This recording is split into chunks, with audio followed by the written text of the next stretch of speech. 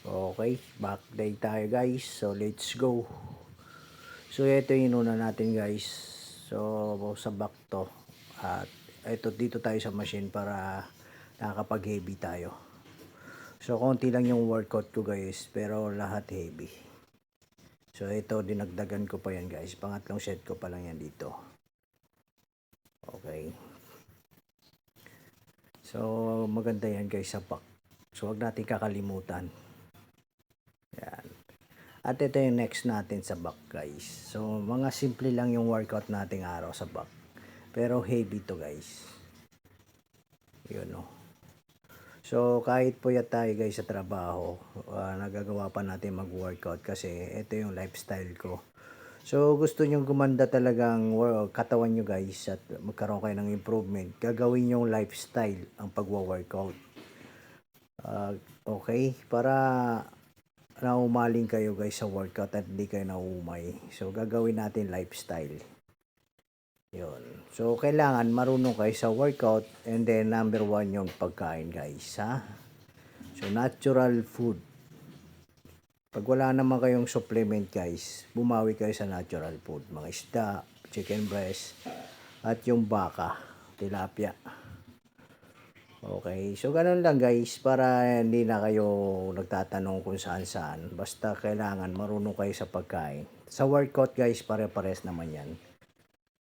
So ako naman wala naman nagga-guide sa akin pero natuto rin din ako sa mga tropa. So nagtatanong-tanong din ako. Okay. Yun. So ito lang yung back workout natin guys. 4 lang, may 5, 4. Oh, tama 4 lang. 1, 2. Yun, sapat na yun guys. Yun.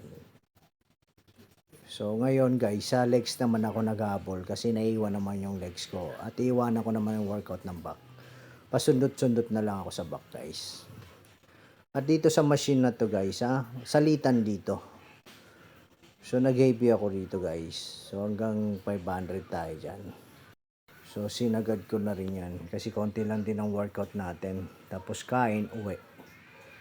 Tapos work naman guys. Ganun lang kasimple ang buhay natin araw-araw. So trabaho, tulog, tsaka workout. And then guys, pagluluto ng pagkain. So yun lang ang ginagawa ko sa araw-araw. So ito na yung pinaka-last ko guys sa workout. So hindi ko to iniiwanan tong sa back. So nakikita ko kasi dito yung development ng back natin. So hinulma niya ng maayos. Dito bumubukol-bukol yung back natin. So ganun lang guys. Thank you sa mga followers natin na sumusuporta pa rin sa atin guys.